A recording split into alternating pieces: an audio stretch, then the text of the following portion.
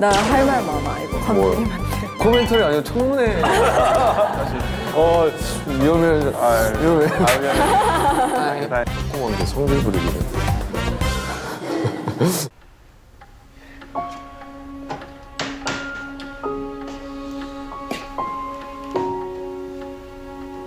어찌하여 나는 이토록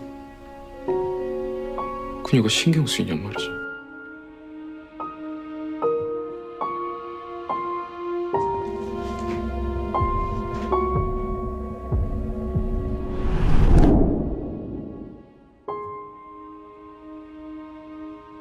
안녕 넷플릭스. 네, 안녕하세요. 경성 크리처에서 장태상 역을 맡은 박소준입니다. 반갑습니다. 안녕하세요. 경성 크리처에서 윤채용 역할을 맡은 한소희라고 합니다. 연출을 맡은 정동윤이라고 합니다. 경성 크리처 파트 1 코멘터리 지금 시작하겠습니다.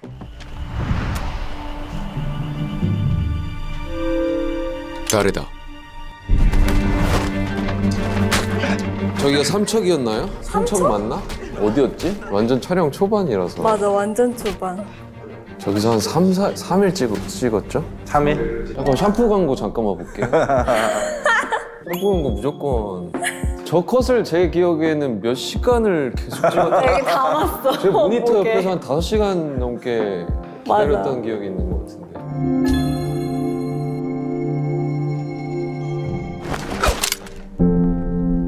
자, 이 씬에서 저 총이 굉장히 무거워가지고 덜덜덜덜. 정말 덜덜덜 떨면서 제 전면 삼각근에 굉장히 부하가 오는 그런 경험을. 그리고 추웠어요, 저날. 저도 추워갖고 얼굴이 완전 쪼그라붙어가지고 입술도 안 움직이고 발음도 안 되고. 알았어. 우리 처음 대사한 날 아닌가? 아, 그럴 수도 있겠다. 맞아. 맞는 것 같아요. 우리 처음 대사한 날. 나 할 말 많아 이거 뭐요? 감독님한테. 어떤 거요? 이렇게 해서 이렇게 하는 거를 이거를 한 20번을 계속 근데 20명이서 모니터를 보면서 아닌데 이게 아닌데 그래서 계속 그래서 한번 이렇게 털었다 머리를 그러니까 그때서야 오 이런 반응이 나온 거야. 기억하시죠? 코멘터리 아니고 청문회. 사실. 아유, 뭐라고 말을 해야 할지 모르겠다. 아니, 그래도 덕분에 샴푸 광고 들어오면 나는 이미 로레알을 하고 있어요. 아우, 뭐 연장이 되면 또. 아, 그러니까 연예인 되면 나 너무 좋지. 근데 이제 그러면 감독님 지분이 있다 없다.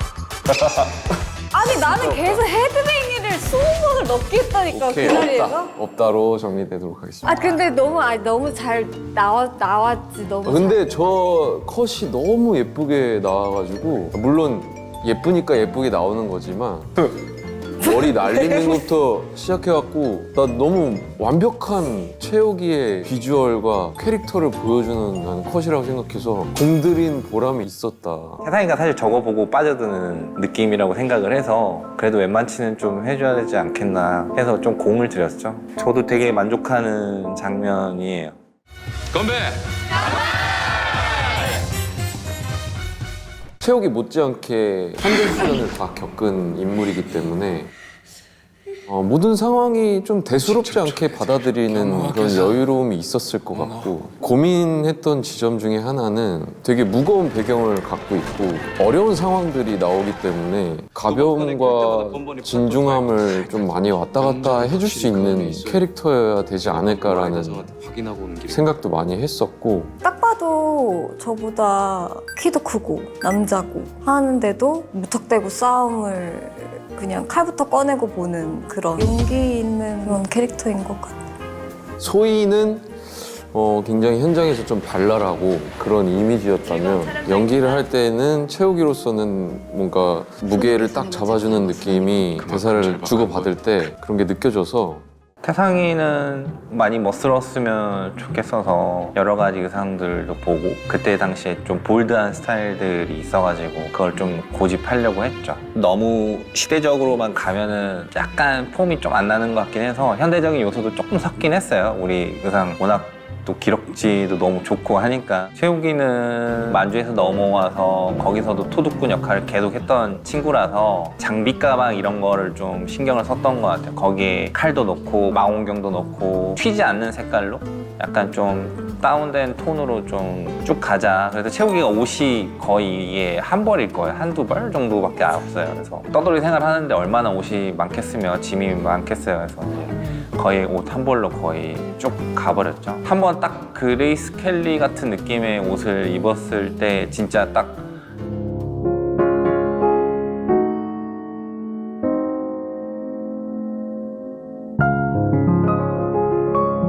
너무 예뻐 보였으면 좋겠다. 그 포인트 하나만 살리고 나머지는 좀 거지같이 입히긴 했죠. 약간.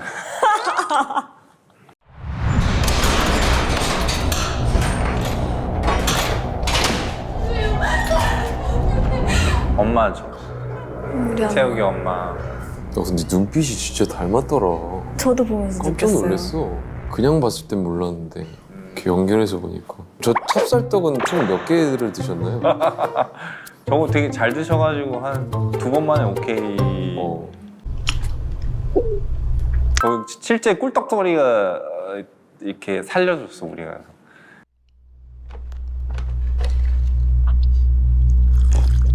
저 물에 나진이라는 이제 기생충이 들어있고 저 2명의 실험을 이제 하고 있는 장면인데 이제 성심이가 마시고 있는 장면을 저 2명 이치로와 가토가 이제 유심하게 지켜보고 있다. 저걸 마시면서 이제 괴물로 변해가는 과정이거든요. 그래서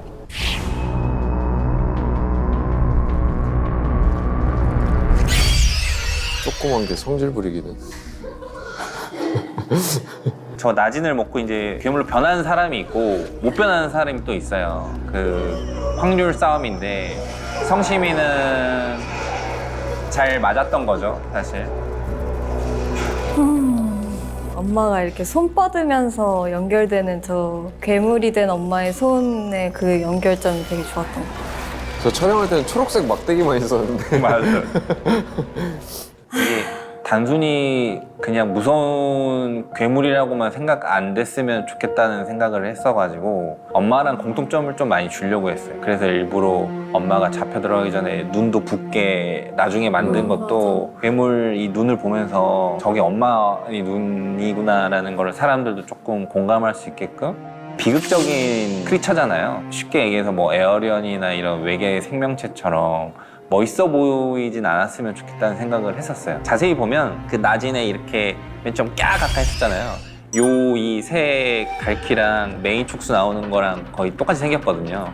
옆에 뻗쳐 나오는 다리나 이런 털 같은 것도 옆에서 등에서 나오게끔 그런 것들을 공통점으로 많이 가져가려고 했어요. 너무 밑도 끝도 없이 이게 우리 크리처야 라고 설명하기에는 설득이 안 될 것 같아서 나진의 기원에 대한 이야기를 오프닝에 좀 담았거든요. 옛날 옥룡설산인가 그쪽에 나진 어떤 소녀가 그걸 먹고 괴물이 됐고 그게 일본군들한테 끌려가서 탄저 실험을 당해서 괴물이 된 건데 이거를 가토가 보고 있다가 경성으로 와서 채욱이 엄마를 상대로 새로운 여신을 탄생을 시켰다. 어쨌든 저희 크리처는 되게 감성이 좀 있는 크리처, 감정적인 부분을 많이 건드려 주길 원했었던 것 같아요. 고맙소.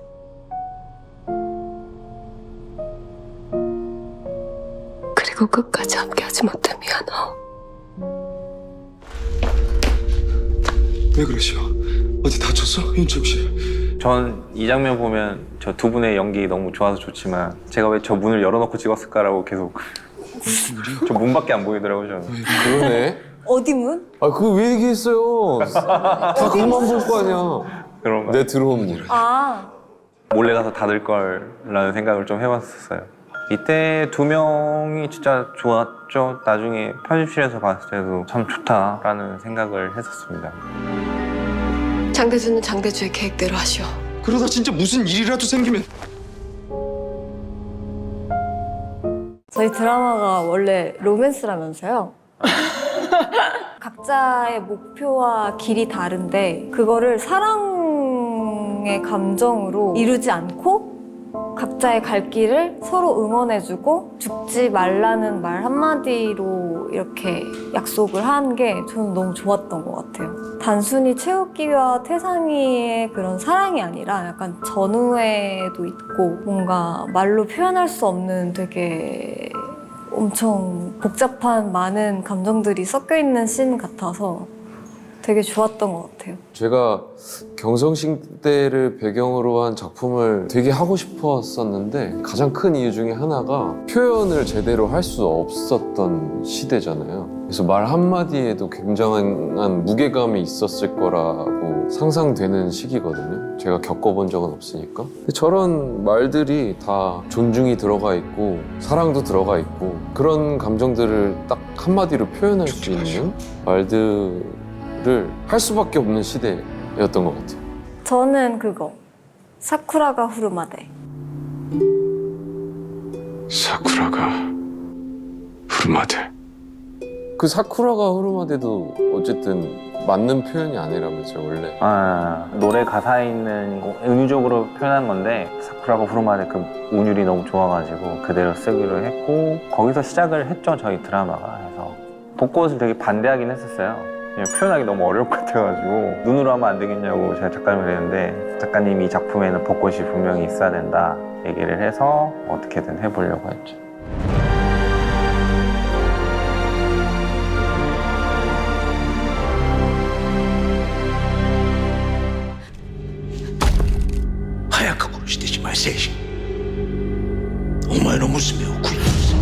이거는 따로 촬영한 거예요.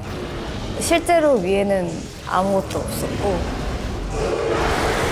여기에 이제 그 쫄쫄이를 입으신 그린맨들. 네가 계셨습니다. 엄마하고 딱 자기도 모르게 딱 튀어나왔는데 근데 원래 그 시대 때는 엄마라는 얘기가 어머니라고 보통 했는데 전 그 단어가 그냥 좋아서 그냥 썼거든요. 그래서 장면은 소희 씨가 고생을 진짜 많이 했죠, 사실. 감정적으로 계속 되는데 끊어서 찍을 수밖에 없어가지고 소희 씨가 고생을 많이 했을 거예요. 근데 너무 잘 했죠. 저것도 그 괴물 엄마 부은 눈이었는데 어떻게든 딸을 보려고 뜬 딱 한 포인트거든요. 그것만 잘 살려봤습니다. 그것만. 네. 여기 연출 되게 좋았어요.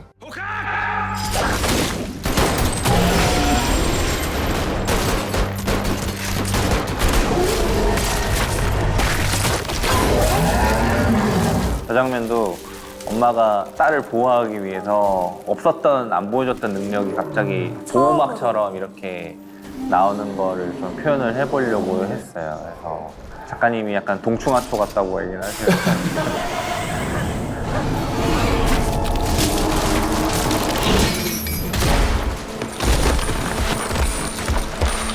저는 제일 좋아하는 장면 중에 하나인데 이러고 있는데 뒤에서 태상이가 와가지고 둘이 어둠 속으로 사라지는 맞아. 저는 그게 개인적으로는 참 좋았었다. 맞아. 저도. 저 마지막 때문에 하루 종일 기다린 거 아시죠? 잠깐만 기다려봐. 앞에 언제 끝날지 몰라가지고. 초록색 막대기가 자꾸 엄마라고 하니까 네. 무전으로 감독님이 엄마가 이쯤 있다고 생각하라고 자꾸.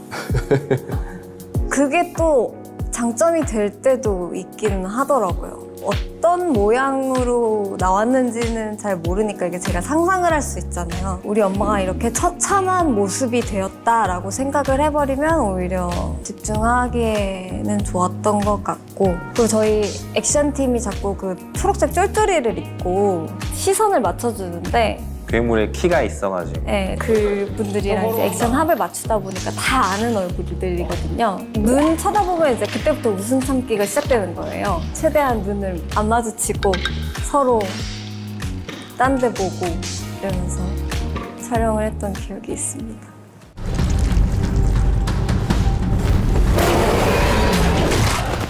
남편은 알아보지 않아도 된다는 작가님의 뜻도 있었고.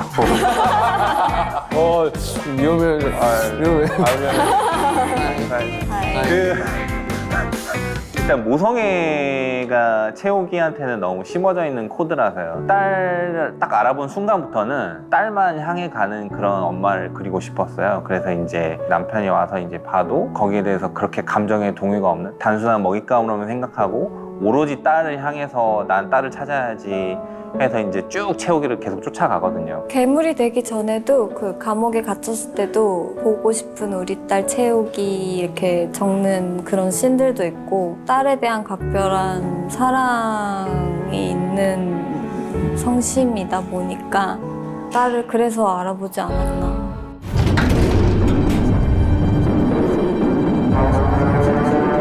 저는 이제 정확히 다 기억이 나는데요. 의사 찾는 곳은 대전이고요. 옹성병원의 그 군시설, 이 외관은 다 밀양입니다. 맞네. 아 맞아 밀양. 와, 밀양을 잊고 있었어. 밑에부터는 다 세트, 파주, 밀양, 밀양. 요 옆에 세트고요. 들어갈 때는 뭐 밀양이었는데 들어와서는 파주 세트고 뭐 이런 건 있죠. 그래서 항상 참 그런 게 어려워요. 이 연결하는 거. 뭔가 호흡이나 감정이나 이런 걸 연결하는 게 항상 어려운데 채도 자체가 밑으로 내려갈수록 달라지고 조명도 달라지고 길을 찾아가면서 뭔가 미궁에 빠진 듯한 그런 느낌을 받을 수 있었던 것 같고 그리고 장소가 옮겨질 때마다 저도 옷이 막 자켓이 없어지고 피가 맞아, 묻어있고 뭐 하나하나 찢어져 있고 막 이렇게 계속 발전이 돼가요. 그거를 점차 뭐 깊이 있게 느낄 수 있었던 것 같고 지하에서 옹성병원에서 벌어진 일들이 많다 보니까 이게 칙칙하잖아요, 사실. 어둡다 보면은. 그래서 그 공간의 다양성을 조금이라도 찾기 위해서 각 층마다 약간의 특징들을 조금씩 더 줬던 것 같아요. 공간에 맞게 뭔가 이루어지는 사건들에서 되게 열심히 해주셨던 것 같아요. 살아서 저들한테 계속 까끌까끌하게 생각나게 만들 거고 불편하게 만들 거고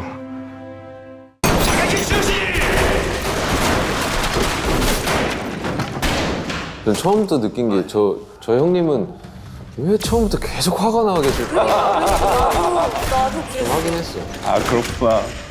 계속 소리 지르셔.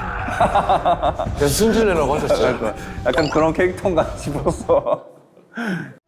기억해 주세요.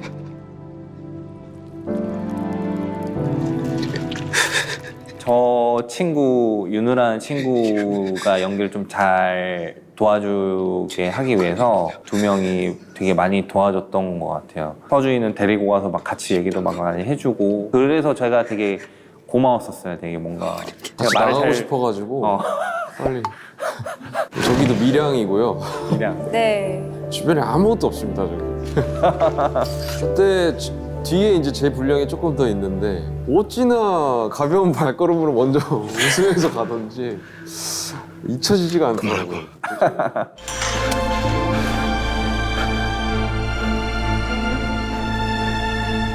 이렇게 보내주고 태상이는 결국 안 내려가잖아요. 그게 되게 태상답다는 생각을 했어요. 이런 걸 하기 위해서 약간 일부부터 얘가 좀 능청능청하게도 굴고 하지만 진짜 보여줄 땐 행동으로 보여주는 사람이구나 해서 저는 태상 부분, 에피소드 부분에서는 여기를 제일 좋아하긴 해요.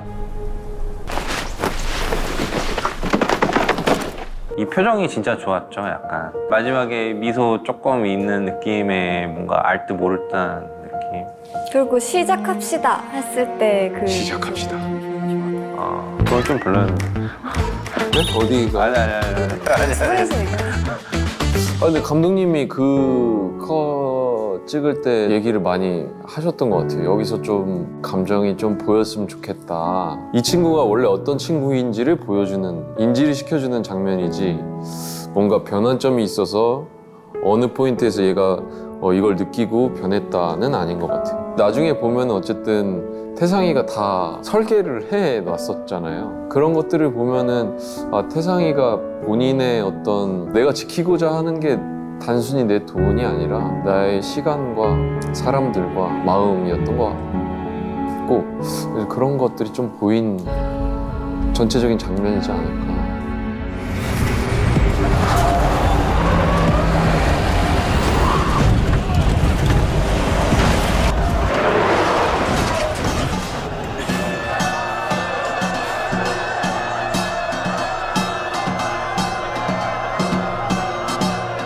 본정이라는 곳은 지금 서울의 약간 충무로, 명동 뭐 이쪽에 해당이 돼요. 지금은 한강을 기준으로 강북, 강남 이렇게 나뉘긴 했는데 그 당시에는 이제 조사를 해보니 청계천을 중심으로 북촌, 남촌 이렇게 많이 나뉘어서 그래서 우리가 흔히 경성시대 작품을 봤을 때 화려한 거리들 막 나오잖아요.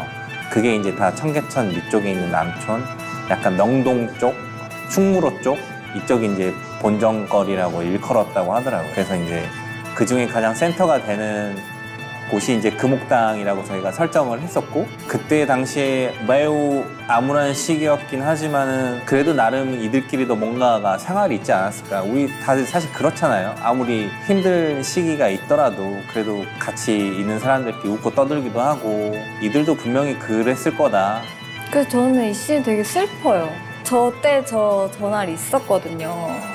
근데 저 그 꽹가리 치는 소리랑 이렇게 듣는데 되게 뭔가 슬프더라고요. 약간 웃음으로 단치를 벌여서 조선인들을 구해낸다라는 그 설정 자체가 뭔가 저는 되게 슬펐던 것 같아요. 사실 저희는 그 메인 거리는 있지만 주변은 다 크로마 처리가 돼 있다 보니까 저도 궁금했죠. 이렇게 장면, 저 거리가 나올 때 어떻게 완성이 돼 있을까 궁금했는데 되게 그거 찾아보는 맛도 좀 있었던 것 같아요. 어떻게 처리가 됐는지. 진짜 신기한 게 하나 있어요.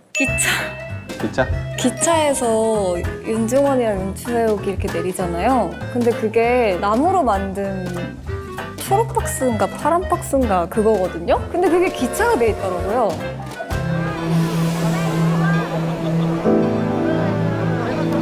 근데 나중에는 비하인드로 그 CG 전 커트 몇 개를 공개하는 것도 재밌는 홍보 수단이 될 것 같아요. 더 다듬어진 편집과 음악과 CG와 이런 것들이 다 너무 공들인 티가 나서 시간을 정말 헛되이 보내지 않으신 게 느껴져서 그 결과물에 너무 참여하는 입장에서 감사함을 느낀다? 덕분에 뿌듯함을 많이 느낀 것 같습니다. 여기까지 오시느라 고생도 많으셨습니다. 나올 때 같은 경우는 태상의 어머니 같은 인물이고, 가평아제는 저 개인적으로는 뭔가 삼촌보다는 형 같은 느낌의, 박구는 이제 똘똘한 동생 뭐 이런 느낌이었던 것 같은데, 태상의 입장에서는 근데 너무 즐거웠던 건 그 금옥당 내부 씬을 이렇게 좀 찍을 때 호흡이 너무 즐거웠어요. 그냥 제가 준비한 대로만 해도 너무 이렇게 잘 받아주시고 잘 주시고 하니까 거기서 캐릭터들이 더 확실히 만들어졌다라고 느끼고요. 함께 호흡하는 것 자체가 영광이었고. 우리 아버지는 정말 그 촬영하실 때도 실제로 채우가 하면서 되게 많이 챙겨주시고, 조한철 선배님 목소리가 너무 좋으셔갖고 제가 뭐 체육을 이렇게 좋아하는 느낌이 있잖아요. 장인어른 목소리 같다. 약간 이런 느낌. 장인어른 목소리 같은데? 약간. 네, 있었어요. 저도 그래서, 친아버지가 아닌 걸로 알고 있어요. 네, 저도. 친아버지 아니고 처음에 그래서 캐스팅 할 때도 동안이시기도 하고 아빠라고 보기엔 나이가 약간 좀 젊으셨던 것 같은데, 그래서 제가 캐스팅할 때 뭐 어차피 친아빠도 아닌데 뭐 상관없지 않을까요? 뭐 이렇게 얘기해서 좀 그런 비하인드 스토리가 숨어 있죠.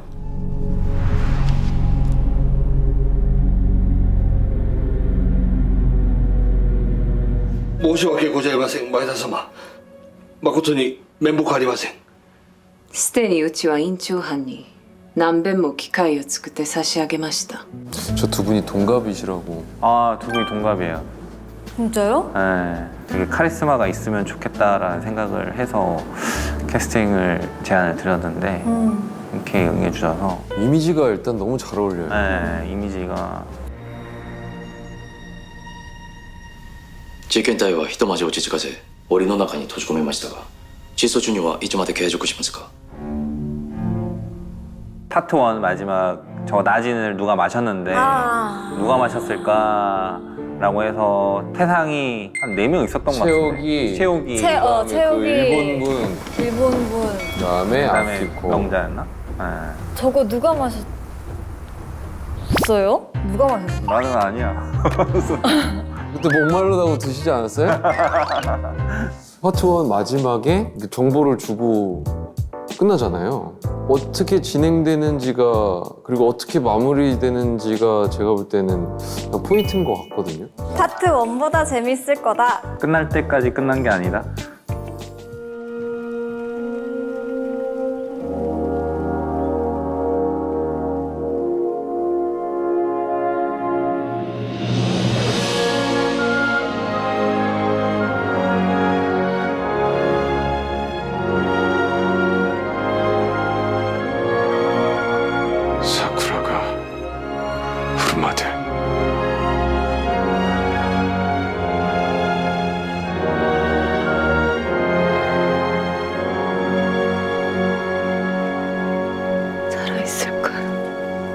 정말 진심을 다해서 이 캐릭터를 표현하기 위해 좋은 작품을 만들기 위해서 노력했으니까요. 한 번으로 만족하지 마시고 여러 번 좀 복습하시면서 저도 여러 번 보면서 놓쳤던 것들이 좀 보이더라고요. 그런 지점들을 좀 찾아가시면서 파트 2도 기다려주시면 좋겠습니다. 감사합니다. 곧 다가올 파트 2에 대해서도 많은 관심과 사랑 부탁드리겠습니다. 재미있는 작품이니까 많이 봐주시면 좋겠고요. 우리 박서준 씨와 한소희 씨의 리즈 시절이 담긴 작품이라고 저는 생각을 하고 있습니다. 그러니까 그 두 배우의 모습을 많이 잘 봐주셨으면 좋겠어요. 그럼 오늘도 넷플릭스!